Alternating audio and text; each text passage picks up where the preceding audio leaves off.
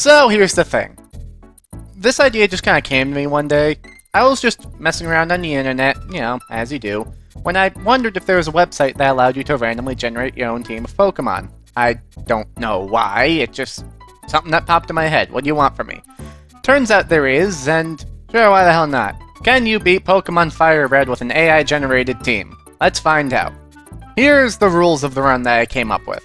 Firstly, I'll randomly generate a full team of 6 Pokemon. The only rule being that I have to be able to collect them all at some point throughout the game, so only one starter, and no post-game Pokemon, like Mewtwo in our case. Other legendaries are allowed though. No repeats, so I don't end up with a team full of Caterpies, and I have to have at least one starter on the team because otherwise it'd break the run. Before I can progress past any major points of the game, I must have all of the listed Pokemon that I can physically get. Pokemon games tend to railroad you and prevent you from going too far ahead at certain points. So if the only way for me to go forward is to progress the story, then I'm allowed to do so without Pokemon that can only be obtained beyond that point. But that didn't seem like enough. So I'm also adding Nuzlocke rules. For the unaware, a Nuzlocke is a way of playing Pokemon where you only catch the first Pokemon you see in every new area, you have to name each Pokemon, which I do anyways, and if a Pokemon faints, then it dies. The last 2 rules will apply here, but if a Pokemon dies, I have to then generate a new Pokemon to take its place. And obviously if there's a total party wipe, then that's just game over. So to recap, randomly generate a full team. Every time a Pokemon dies, I have to generate a new one to take its place. Can only progress if I have every Pokemon that I can possibly have. Also, no purposefully killing Pokemon to get them out of the team. We good? Alright then, let's begin. I picked Kanto since it was the first gen, and that seems to have the least Pokemon, meaning a better shot at me getting a more varied team. After a few random generations that don't follow the criteria, I end up on this one. Not the worst team, I suppose. Certainly unorthodox for my playstyle, but I can imagine them all being useful in one way or another. I'll go into more detail as to how as we progress. The intro of the game goes as normal. I pick my gender, my name, and then have to name my rival. Who's my biggest enemy? Yep, there we go. Try to leave town, get stopped by Oak, pick a Squirtle, and name him IP Freely. I kick my own ass, then go on the road to Viridian City. Grab a package for Oak, give it to him, and get my hands on a Pokedex. I go up north, reach the Viridian Forest, and our first stopping points. Let's slow down for a second. The next town up is Pewter City, but if you try to leave without fighting the gym leader, Brock, this guy stops you. So, we need to fight Brock, and I need to evolve my Pokemon. First I catch a Caterpie, and name it the only thing you really can name it, and the grinding begins.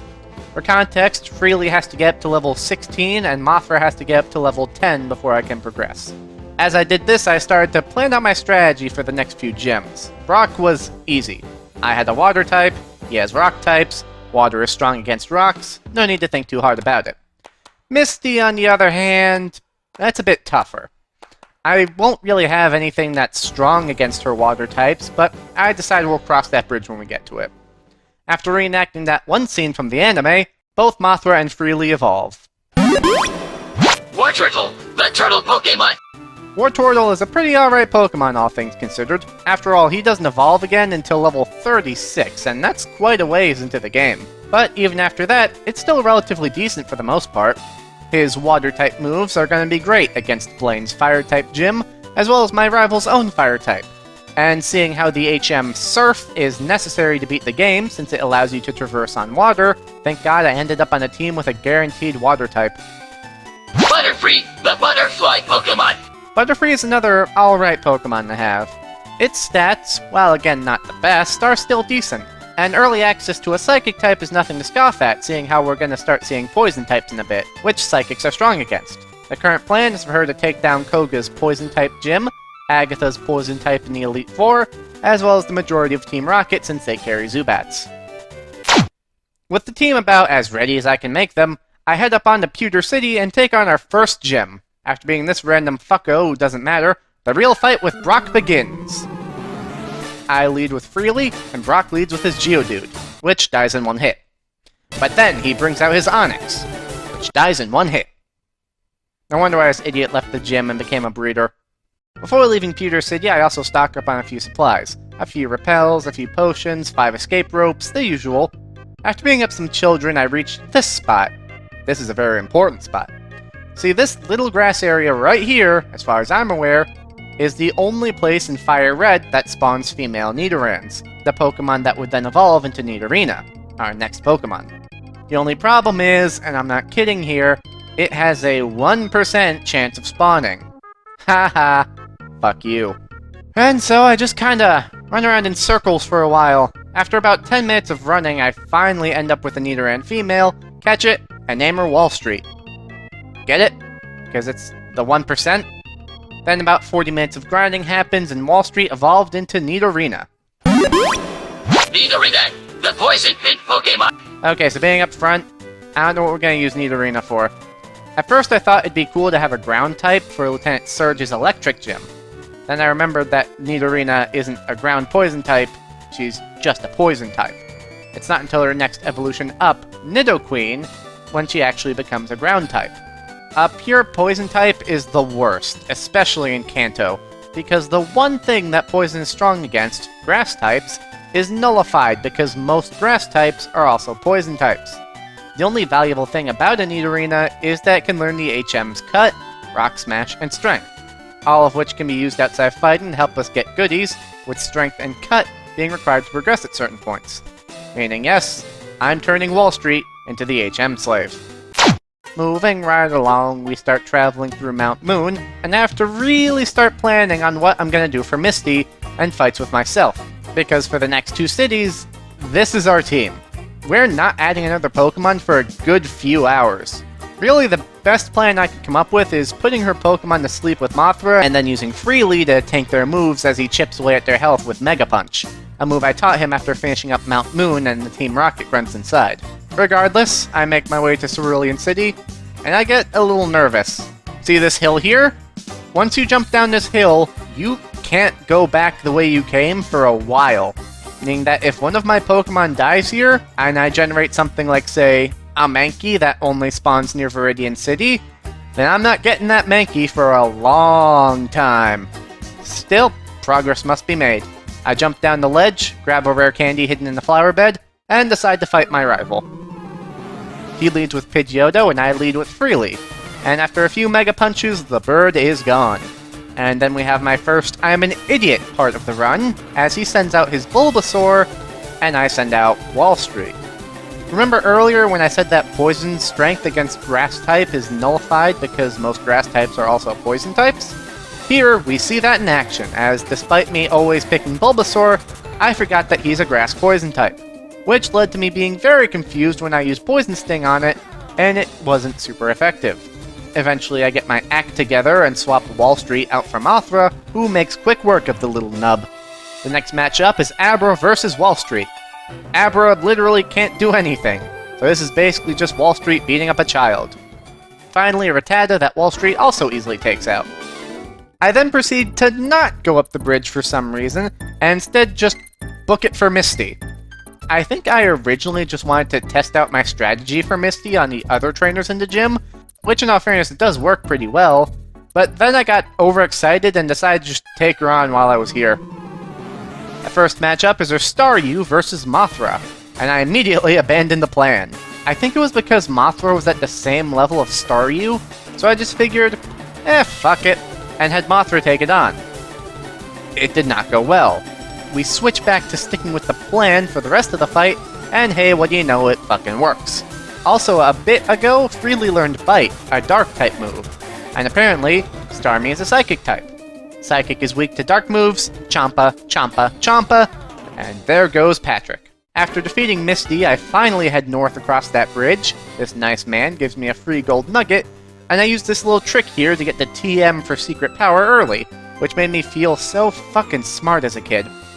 Say, what's inside this house here?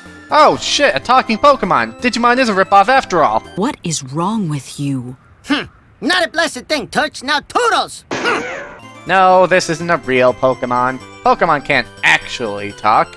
This is Bill, a computer scientist who somehow got himself trapped in the body of a Pokemon. I, as a 10-year-old, slap the keyboard randomly while Bill gets inside his machine, and miraculously, it works. Bill is so grateful that he tells us that he was invited to the cruise ship, the SS Anne, but he doesn't like going to those fancy dues, so he gives us this ticket. Up next, heading to Vermilion City. I talk to Mr. Hands over here about how much he wants to fuck his Rapidash or whatever, and he gives me a voucher for a free bike, which I graciously accept. I then proceed to beat the shit out of every single person on the SS Anne. Men, women, children, elderly, doesn't fucking matter. Even the crew of the ship got a whooping. Now this ain't just for my sick pleasures, though that is a part of it, but because we have a rival fight on the ship and I wanted to be prepared as I could be. I won't go into detail as it played out basically the same way as our last fight. Highlights include an extremely close call with Mothra, and the fact that my Self's Abra has evolved to a Kadabra, so I had to poison them and then tackle it a few times with Mothra. Why didn't I use Freely's Dark Attack? Because I'm not smart. We find the captain is seasick, so we rub his back a bit, and he gives us our first HM. Cut. Seeing how Wall Street is the only one who can learn it, I teach it to her. Okay, now I actually hope we don't lose her. We cut our way into Surge's gym, and this time I have a very simple plan. Wall Street happened to learn Double Kick a bit ago, which is a fighting type move. Fighting type moves are strong against steel types, which make up at least some of Surge's team, so put him to sleep with Mothra, then knock him out with Wall Street. It's not the best plan and does not account for half of his team, but when 2 of my 3 Pokemon are weak to electric type moves, it's really the best I can do. I march on up to him, Lieutenant Surge confirms that war exists in the Pokemon world, man I'd love to see that, and the fight begins. His Voltorb goes down easily thanks to our carefully plotted out strategy, but then things start to go south when Surge wakes up his Pikachu. I have a moment of panic where I genuinely wonder what to do next before deciding to just carry on with the plan, and luckily Wall Street one-shots it. But at the cost of becoming paralyzed. Still, I have Mothra put his Raichu to sleep, send out Wall Street, and... oh, that's not good. Things get pretty close. We both end up healing on the same turn even.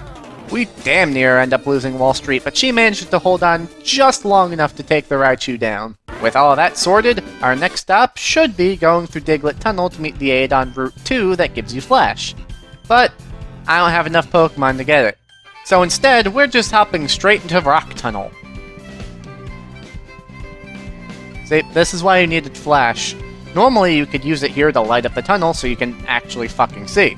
I can't do that. So, it's time to start bumbling through the dark, I suppose. I get jump scared a few times with some random trainers, but make it through without any major casualties. It spits me out in the mountains, and just a few steps later, oh my god, we're in the spooky Lavender Town! Anyways, moving swiftly along, we finally have access to a new Pokemon, Growlithe. Call it the puppy Pokemon. Growlithe is a pretty good Pokemon, all things considered. Sure, its stats aren't amazing, but it's enough to get the job done. You can technically evolve him whenever you want with a Firestone, but if you do it before he hits level 49, you'll miss out on basically all of his good moves, like Flamethrower. You're meant to hold on to him for a while. Growlithe will be great against Erica's Grass-type gym, which we're already knocking on the door of, myself's Bulbasaur, and a generalized damage dealer. I named him Shooper because I was originally going to go with Shooter, but I thought that was ill-fitting. Then I proceed to train the hell out of him, getting him roughly up to speed with the rest of the party, and making my way to Celadon City, home to Erica's gym, and more importantly, the Celadon Game Corner. Now, there's a very specific reason why we wanted to go to Celadon Game Corner, as they sell TMs that you can use to teach your Pokemon new moves. I want, nay, need a particular TM for later down the line, TM30, which contains Shadow Ball. But having a flashback to the nightmare that was gambling in Pokemon Emerald, don't go back and watch that video, it's not very good, I decide fuck casinos. Now, in the Game Corner, you don't gamble with money, but coins that you purchase. You can get 500 coins for 10,000 Pokédollars. TM30 costs 4,500 coins. Meaning I need to sink 90,000 Pokédollars into this before I can even get it. So, I buy as many coins as I can, but that's not enough. Luckily, I've collected quite a few valuable trinkets in my adventure so far, so I sell them off at the department store, but it's still not enough. I decide it's probably best for us to move on, so I start gathering money at Erica's gym by beating trainers. But it's still not enough. I also start to get nervous about facing Erica since Shooper has been having difficulty. Hell, he damn near died just fighting a few trainers in the gym at some points. So I decide to stall for time and level him up a bit more. Firstly, I travel through Celadon and pick up a few things. I get an Eevee from the top of this apartment building and some tea from an old lady that I used to bribe a cop to let me into Saffron City. See, Saffron City is currently being taken over by Team Rocket, like, a whole fucking city. We're not doing anything there yet though, just good to get it over with. In the meantime, we learn that the Celadon Game Corner is actually just a front used by Team Rocket, so we start clearing them out there. Not just because these guys are gangsters and criminals and deserve to be stopped or anything, but because they have something called the Silphscope, and I want it. And then Shooper fucking died. Critical hit by Eradicate. What a way to go out. You can even see the moment in the game where I just freeze in utter shock. Still, the show must go on, so after being this random thug that made my life way harder, I do my first random Pokemon generation, and it's a Rhyhorn. Okay, not a terrible choice, I suppose. Still, we can't get him for a while since he's only obtainable in the Safari Zone, and that's a good few events away. In the meantime, I put Shooper in the graveyard and start putting together Plan B. Mothra kills everything. Mothra's Psychic-type move Confusion should work well against the two Grass-Poison types on Erica's team, and it just so happens that Grass types are weak to Flying-type moves, and Mothra has one, Gust. So, with no plan beyond that, the battle with Erica begins. It doesn't start out too well as we struggle to take out her first Pokemon, and then we get a lesson why you should always make better strategies than just charging forward because Mothra almost dies. I send Wall Street out to tank some hits and dish out some pain while I heal up Mothra. Very little pain ends up getting dished out though, so I just have Wall Street lower Victory Bell's attack with Growl a few times, then swap back to Mothra. Thankfully it goes down much easier this time. Erica's Tangela goes down in the more traditional way, put it to sleep and then kick its ass with Gust. That same plan serves us very well against her Vileplume, and just like that, Erica is finished. Then, with vengeance in our hearts, we return to the Rocket hideout under Celadon Game Corner, get extremely dizzy, and kick the shit out of nearly everyone inside. Then I went to bed, woke up, and forgot that I didn't finish the job, and went over to the dojo in Saffron City. Not for no reason, mind you, merely because I remembered that we need to get us a Hitmonchan. This place isn't mandatory in the normal game, but it is for us because when you beat it, you get to choose between either a Hitmonlee or a Hitmonchan. Based on the levels, it's clear that we're supposed to do this after Erica's gym, which is why I waited until now to deal with it. Obviously, we choose Hitmonchan after Mothra mops the floor with every Pokemon in the building, and I name him Jackie. Because, fucking obviously, his name is a reference to Jackie Chan. Hitmonchan, big punching Pokemon. Hitmonchan is a fantastic addition to the team. Not only are its stats pretty good, but also at level 26, one level above when we get him, he learns Ice Punch, Fire Punch, and Thunder Punch, giving us an Ice, Fire, and Electric attack, which will make our lives so much easier, especially in the Elite Four. The fact we're getting a pure fighting type also means he has very few weaknesses, only Psychic and Flying. His great stats combined with his extremely versatile move pool makes him probably the best member of the team. Jackie shows his power off right away as we return to the Rocket hideout, as he pretty cleanly takes out Giovanni's Onix and Rhyhorn. He does need some help against his Genghis Khan, so we swap him out with Freely and— oh, Jesus! Scratch that, we swap him out with Wall Street, which— okay, new plan. Mothra, go out there, poison it, and then use that new move Psybeam that you just learned. Okay, well, that ends up taking it down. Phew. Close one. As Giovanni flees, he drops the Silphscope, which allows us to finally advance to the Pokemon Tower, where— oh, fuck, it's myself! I completely forgot he was even here. Well, I guess it's time for a fight. Jackie gives his Pidgeotto a good 1-2 Thunder Punch, and I damn near lose him because of my hubris. Thank God Mach Punch didn't miss. Freely takes on his Kadabra, which goes down in just 2 bites, and Jackie goes to Fire Punch Ivysaur's head off. Except, it doesn't work out, and he almost dies. Mothra does end up finishing the job. Freely takes out his Growlithe, and— oh! Fuck, a Gyarados! Don't worry, it's a flying type and a water type. 1 Thunder Punch is enough to take it down. After defeating myself, we trek through Pokemon Tower, a graveyard for dead Pokemon where presumably Shuper is buried, and fight a few possessed women before encountering our desired ghost Pokemon, a Ghastly. See, this is why we needed the Silph Scope, as without it, these ghosts wouldn't appear as actually catchable Pokemon, just as ghosts, and we wouldn't be able to actually fight them. Anyways, we catch ourselves a Ghastly, I name it Slimer, and guess what, fuckers, it dies while I was training it. I obviously didn't get footage of the battle because I didn't record while I was grinding, but yeah, Slimer died before he could even evolve, so I didn't get to do a Pokedex on him. Whoopsie. This is a problem. Slimer was supposed to get the Shadow Ball TM and use that to take on Psychic types like Sabrina's Gym and myself's Alakazam.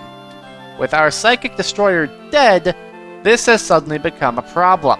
Well, let's hope I at least get a decent replacement. Oh, you've got to be fucking kidding me. Look, I can't get my hands on a Poliwag right now. We're just gonna have to put Slimer in the graveyard and keep moving forward. On the second to last level of the Pokemon Tower, we encounter a special ghost, which turns out to be the ghost of a dead Marowak. The only wild Marowak in the game, actually. We fight a couple Team Rocket grunts on the top floor and save this guy called Mr. Fuji. Why is he important? Because he gives us the Pokeflute. Why is that important? Because it lets us wake up Snorlaxes that are asleep in the middle of the road and blocking our way south. Our trip south is pretty uneventful. Nothing really happens until we finally reach Fuchsia City, which is also where the game really starts to open up, as we now can tackle Blaine's, Koga's, and Sabrina's Gym in any order we please. But first, we need to finally get us a full team. First, we need to go to this guy in order to get the Good Rod, and now we head off to the Safari Zone. The Safari Zone is unique as instead of fighting Pokemon and then capturing them, you instead just throw shit at them and hope it works. You also only have a limited number of steps that you can take before you have to leave. Truth be told, I've never actually used the Safari Zone before. Normally by the time I reach it in-game, I have the team I'm going to be finishing the game with. And now that I'm an adult, I have no real desire to catch them all anymore, so I usually only go into the Safari Zone in order to get the HM for Surf, and the gold teeth that I need in order to get the HM for Strength. All this to show that I really don't have a good grasp on the mechanics of the Safari Zone, which is probably why it took me so long to get 2 Pokemon. As a quick little example of what the hell this was like, first I fish with the Good Rod and end up encountering a Goldeen. I try to run but accidentally hit the ball button and catch it first try. Technically this doesn't fail the run as long as I don't end up using the Goldeen, so I name it Judas and save it for the PC. Then I get a Poliwag, throw it some bait, and it runs away. Then I get another Poliwag, I throw it some bait, and it runs away. Then I fucking accidentally catch another Goldeen, name it exactly what came through my mouth when I did this, then like 5 minutes of fishing later, I finally end up with a Poliwag that I can actually catch, and I name it Hypnotoad. You think that was rough? Now I have to do it again with a Rhyhorn. I'm not going to tell you how long it took me to catch Unicorn here, just know it took longer than I would have wanted.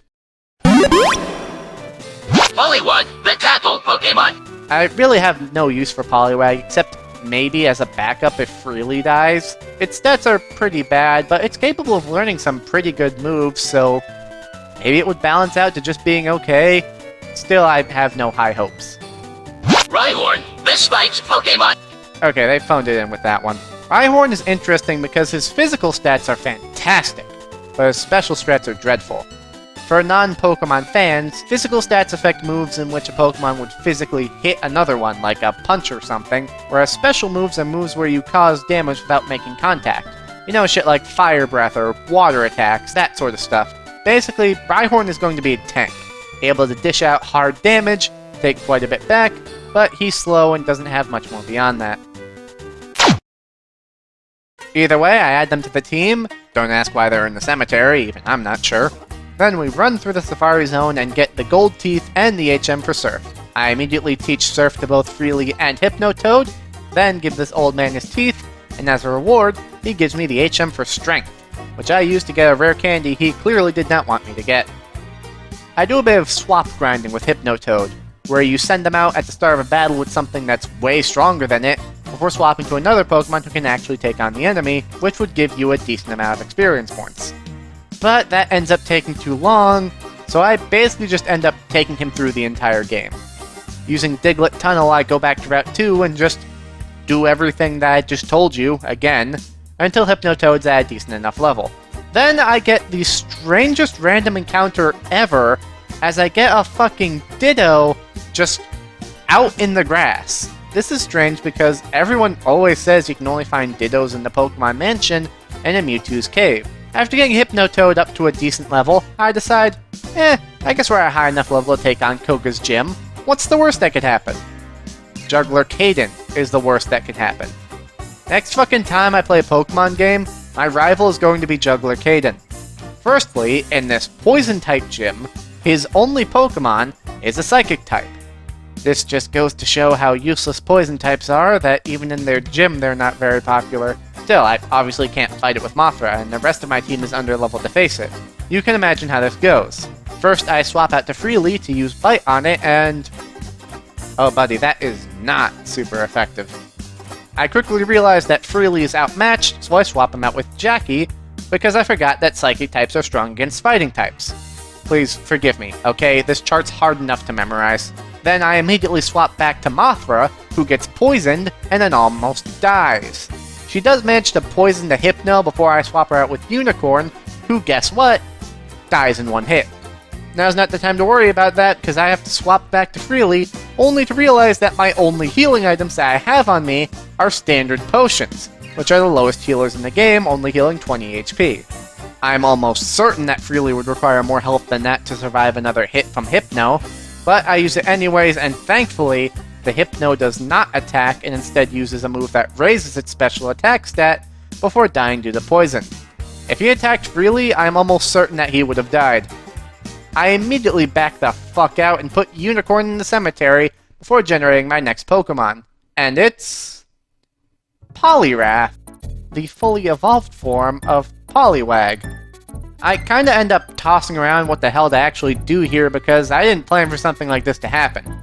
At first I thought I'd have to disqualify it due to the no repeats rule, but technically these are two different Pokemon, which means one of two things. Either one, I get a team with a Poliwag and a Poliwrath, or two, Hypnotoad is now allowed to evolve and take the Poliwrath's place. I decide on the latter, get Hypnotoad to evolve to a Poliwhirl, then immediately rush to Celadon City, buy a Water Stone, and use it to evolve Hypnotoad into Poliwrath. You can debate in the comments or whatever if you think that was justified. Hell, I'll even leave a poll right here if you want to choose for yourself. Poliwrath, the fighting frog Pokemon. Poliwrath is much, much better than Poliwag. Not only are his stats a noticeable improvement, but he's also now a fighting type, meaning he has access to moves that Poliwag otherwise wouldn't have. While both water and fighting are covered by Pokemon we already have, he's still a decent damage dealer. And besides, it's always good to have backups. I then generate my next Pokemon. Bulbasaur, can't do that. And then Sandslash. Interesting. Where can I get him? Oh, he's not available in Fire Red, only Leaf Green. Okay. So remember back in the rules section when I said that Pokemon had to be available in this game, and implied not its sister game, meaning that trade Pokemon are out of the picture? I didn't have that rule yet. This is why that rule exists. I got myself a ROM of Leaf Green, blasted my way through the early game because I picked the Bulbasaur, and caught myself a Sandshrew that I could evolve later into Sandslash. Obviously I can't use the trade network on an emulator, but I did this so that I could get the Pokemon in the most legitimate way possible. My plan after this was to use cheat codes to have a Sandshrew just spawn in the grass instead of wherever's actually supposed to be there, but here's the problem. The codes wouldn't fucking work. I tried everything. GameShark, Codebreaker, codes from different websites, master codes as separate codes, master codes as the same codes, master codes in weird subdirectories, but I could not get them to work. So I just have to say fuck it. We're not getting a Sandslash, and re-roll the generator, this time getting a Doduo. I'll take it. And I'll name him Quibbly. Doduo, the twin bird Pokemon. The main draw of Doduo isn't its attack or stats, it's the fact that we now have a flying type, meaning it can actually use the HM Fly, which is a godsend. Besides that, I have no purpose for Doduo besides the occasional grass, fighting, or bug type. We're really taking longer than I want to here, so we're gonna start picking up the pace. I train for a bit on Route 17 and 18, make my way back to Celadon City, and teach Quibbly Fly. I immediately fly to Pewter City to finally see what's behind that door, and it turns out to be a guy giving out some amber. I also finally pick up the HM for Flash. Then Quibbly fucking dies. Ugh. Next generation, Kabutops. Could have been nice, except I picked the Helix fossil instead of the Dome fossil back in Mount Moon. Machamp is only available through trade. Then a fucking Weedle! I make my way to Viridian Forest and catch a Weedle and name him Wormmon. Weedle, the hairy bug Pokemon. This is the worst possible choice. Weedle is not only terrible because of its low stats, but also because it only learns 2 moves. One literally does no damage, and one figuratively does no damage. A Magikarp would have been better, at least its moves are somewhat better than this. This is just wasted space. Regardless, I name him Wormmon, put him on the front of the team to start swap grinding, and head back through Diglett's tunnel. Uh-oh. Okay. I swear to God, this was not an intentional kill. I swear. Look, I rarely go through Diglett's tunnel. I go through once to get a ground type for the Lieutenant Surge fight and to get the HM for Flash. This probably has only happened to me like twice my entire life. To be honest though, I'm not complaining. The next generation we get is Golbat. Easy enough. Mount Moon, catch a Zubat, name him Batra. The brother and sister are finally reunited. After a close call fighting a Spearow, I decide to let Batra train in the daycare. Basically, the daycare in Pokemon works like this. You drop your Pokemon off, go do some other shit, then come back and wow, he's gone up a few levels. However, instead of being based around time, it's based around how many steps you've taken. So, drop Batra off, speed up the emulator, and ride your bike in circles for half an hour, and boom, instant progress. And then, just as he evolves, I have a realization. Golbat, the bat Pokemon.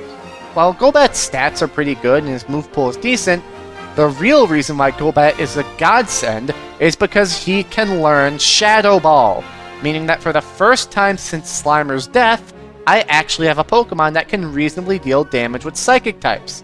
The only downside is that he's a flying Poison type, meaning that he'll take extra damage from Psychic type moves.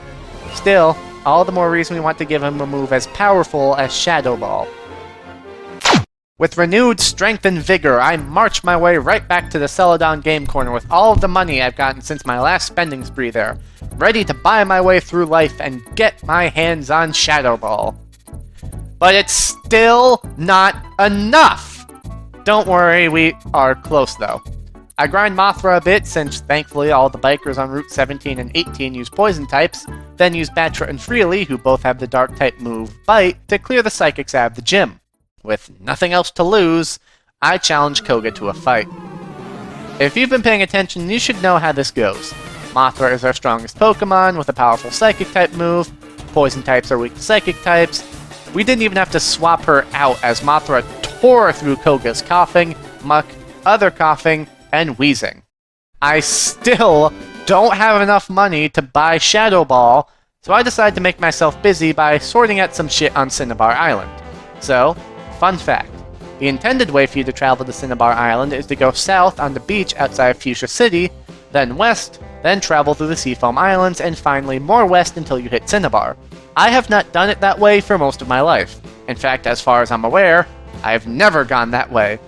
What I do instead is fly to Viridian City, or in this case use Diglett's Cave to get there, make it to Pallet Town, then surf south. It's just way easier that way. So I reach Cinnabar Island, give my Amber over to the scientist in the lab, and take a quick journey through the Pokemon Mansion. My goal here is twofold. Get the TM for the move Blizzard, and get the key to Blaine's gym. However, before I can complete either of those, Wall Street dies to a critical hit from a fucking Magnemite. It doesn't hurt that bad. Sure, they were one of the first members of the team, but they never had a moment to shine, so... Probably the greatest thing they've ever done was them dying, as it opened the door for something much better. A Marowak. Interesting. Yes, I did say only one Marowak spawns in Pokemon Tower, but Cubones, which evolve into Marowak, also spawn in Pokemon Tower. Once I finish up my job in the Pokemon Mansion, I give Wall Street their spot in the cemetery, make my way for the tower, and catch myself a Cubone. I was originally going to name it Bone Zone, but then I realized I didn't want to say Bone Zone multiple times in this video, so I just stuck with Bonezo. Then I put him in the daycare. I did that a lot, actually. I'm not going to bring it up every time, just know, generally, I did it a lot. After just a little bit more grinding outside of the daycare, Bonezo achieves his true form as a Marowak. Marowak, the Bone Keeper Pokemon. Marowak is fine. That's about it. Its stats are okay, it has a decent enough move pool, and it is good to have a ground type since they're resistant to a lot. Really, there's not much to say, he's just a pretty decent Pokemon who helps clean up some of our weak spots. I end up having to finally go through the Seafoam Islands for once in my life because none of my Pokemon can learn Cut, and I happen to be on the wrong end of Diglett's Tunnel. Regardless, once I make my way to Cinnabar Island, I clear out the trainers in Blaine's gym using Freely and Hypnotoad. But they're just not quite at the level I want them to be to face down Blaine. So I decide to head back on to Saffron City. Just with one quick pit stop beforehand.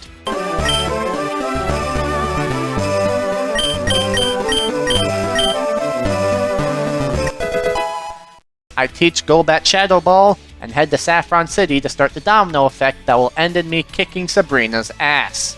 As I said previously, Saffron is being taken over by Team Rocket, and the only way for us to get into the gym is to get rid of them. They're currently holed up in the Silph Co offices, and after hearing Red's one and only line of dialogue in the game, we head on through. Things go smoothly enough. I clear out basically any member of Team Rocket I see, take a nap next to this lady, and then, oh shit, it's myself! Alright, this one I knew was coming, and I was ready for him. The fight begins with Pidgeot versus Jackie. Should be an easy few Thunder Punches, except I forgot that fighting types are weak to flying types for some reason. Whoops. Don't worry, Bonezo picks up the slack, although he does almost die himself. Up next is Venusaur, again versus Jackie. His fire punches don't do a lot of damage, and realistically I should have swapped to Mothra to use her psychic attack, but I didn't. Venusaur was almost dead, Jackie had most of his health, and as I went to heal Bonezo, Jackie got hit with a critical hit Razor Leaf, and died. That one sucked. Jackie was the man. He was a hell of a heavy hitter, but he died because some asshole got lucky. God, I hate myself! Thank you. I've been saving that one for the whole script. I send out Batro, who finishes off the Venusaur, and then myself's Alakazam, for Mothra takes on his Gyarados, and Hypnotoad is Growlithe, finishing the fight. I then generate my next Pokemon, which ends up being Jolteon. Well, at least we'll still have electric-type attacks. I get Champ out of the PC, finally let him go Super Saiyan with a Thunderstone, and he dies. I'm not even gonna give him a Pokédex entry. He dies before he could even do anything. He got into a fight with a Sea King after 2 levels of training, and got one-shot. However, before he died, we took out Giovanni at the top of the Silph offices, got given a Master Ball for my troubles, then went to Sabrina's gym. I'm sure there's some sort of strategy for finding out how these teleporters work, but I usually just go in the direction opposite of the wall until I eventually make it to her. Batra's Shadow Ball makes short work of basically any psychic types I see. Anyways, time for the fight with Sabrina. It's piss easy! Kadabra dies to a Shadow Ball. Mr. Mime dies to a Shadow Ball. Her Venomoth takes a few wing attacks to take down since she keeps healing it, and then Alakazam also dies to a Shadow Ball. Sabrina is so impressed that she gives me the TM for Calm Mind. All of the gym leaders gave out TMs, but hers is important because, fun fact, in the original game, Sabrina gave you the TM for Psywave, generally considered to be the worst psychic type move in the game, and I just thought that was funny. Anyways, it was when we finally started moving towards Blaine's gym that Champ finally died, and upon the random generation, we get Dodrio. Unlike Hypnotoad though, since Quibbly is dead, we have to get a new one. Catch a Doduo, name it Quint, evolve it to Dodrio. Dodrio, the triple bird Pokemon. It's fucking Quibbly, just he's got better stats. Thank God we can use Fly again. Speaking of, I fly to Cinnabar Island and take on Blaine's gym. It basically acts as a relay between Freely and Hypnotoad, with Freely taking out his Growlithe, Ponyta, and Rapidash, then swapping it over to Hypnotoad to finish off his Arcanine. Surprise filler arc time, as Bill and I go to an island chain, help a guy with a computer problem, save an island that was being taken over by bikers, and then save a little girl who was kidnapped by Hypno. This was added purely for the remake, and you can fucking tell there's barely anything here. It does at the very least give you something else to do, and it's fun enough, I guess. After that, we head to Viridian City, home of our final gym, and home to our next death. I was using Quint to take out some fighting types, since fighting types are weak against flying types for some reason, when a very powerful revenge attack sent Quint packing. Okay, who's replacing him? Venomon. Well, thank God we did that filler arc, because that makes things way easier. All we have to do is traverse to the forest where we found the little girl, and bam, there it is. I catch it and name it Omni Nani? Man, even I don't know why the fuck I named it that. I think the run was just starting to get to me. Venomoth, the poison moth Pokemon. It's basically just Mothra. They have comparable stats, basically learn the same moves, give or take. They're the same. I make my way back to Viridian City and take on Giovanni, the final gym leader. I could say it was a close fight, but it really wasn't. All of his Pokemon are rock and ground types, so Freely and Hypnotoad took most of them out, with the only exception being his Nidoking, which Omni and Mothra team up to take out. The only real thing of note in this entire fight is that I learned that full heals can stop confusion. I had no idea you could do that. But yeah, the last of his Pokemon falls to Hypnotoad, and the final badge is ours. We have another fight with our rival just before going on Victory Road, which is so easy I barely have anything to say about it. Before properly going down Victory Road, I make one last journey to Celadon City, dump all of my cash and coins, and buy TM13, which has Ice Beam. I teach that to Hypnotoad, teach Blizzard to Freely, and Rock Tomb and Earthquake to Bonzo. Really, I should have done Rock Tomb a while ago, but I wanted to make sure that he would still be alive at the end of it all. Victory Road was not too much of a struggle in and of itself. I had a few fights, solved a few puzzles, and came out on the other end barely changed, but that proves to be a problem. My Pokemon are all about level 50 or so, and I need them to be at least level 60 if we're going to have a chance against the Elite Four. So I grind my ass off in Victory Road. This was probably the longest grinding session in the entire run. I couldn't go back to the daycare because I don't have Fly, and I'm not going through all of Victory Road with only 5 Pokemon. And so I basically have to just keep going back and forth, fighting guys. It was brutal. But eventually, I did it. I got all of my Pokemon up to level 60, and just before I face the Elite Four, I sell every knick-knack, doodad, and whatever the fuck else I have on me, and buy as many full restores as possible. As I stand behind the door to the Elite Four, I realize something horrifying. See, you have to beat the Elite Four and the Pokemon Champion in one go in order to beat the game. Normally this wouldn't be the worst thing, except for the fact that if any of my Pokemon die, I have to then leave, capture whatever I have to capture, and then do it all again. Ready as I'll ever be, I walk in and face the first of the Elite Four, Lorelei. Fun fact, Ice types are weak to fighting type moves, so Hypnotoad ends up taking out her Dugong. Up next is Batra, who takes out her Ice Psychic type Slowbro, then her Jinx as well. Her Lapras calls for us to return to Hypnotoad, who takes it out along with her Cloyster. Fuck that Cloyster, by the way. It kept spamming Protect, which nullifies my attacks. The only reason why I killed it is because it randomly failed one time, and Hypnotoad was able to deal the finishing blow. 1 down, 3 to go. I heal up the team, and Freely starts off Bruno's fight with a bang, as his Surf takes out his Onix in 1 hit. We then switch up to Mothra, who takes out his Hitmonchan after a relatively close call, and Batra takes out his Machamp. Omni takes out his Hitmonlee, and Freely takes us home with another 1-hit kill on an Onix. Onwards to Agatha. Mothra takes out her Gengar with no issue, and takes a really strong hit from her Golbat. Another hit would have killed her, so Bonzo uses Rock Tomb to finish it off. Omni takes on her Haunter and second Gengar, both of whom die with little issue. And finally her Arbok, who is finished rather easily by Bonzo. Finally, the last of the Elite Four, Lance. He has a team of Dragon types, and that is why we needed Blizzard and Ice Beam, as Dragon types are weak to 2 things, Ice type moves and Dragon type moves. The fight does not start off well, as I fucking forget that Gyarados is not a Dragon type, so Ice type moves are a waste of time on it. Luckily, Bonezo comes out to fix this mess as he takes out Gyarados with Rock Tomb, followed by his Aerodactyl in basically the same way.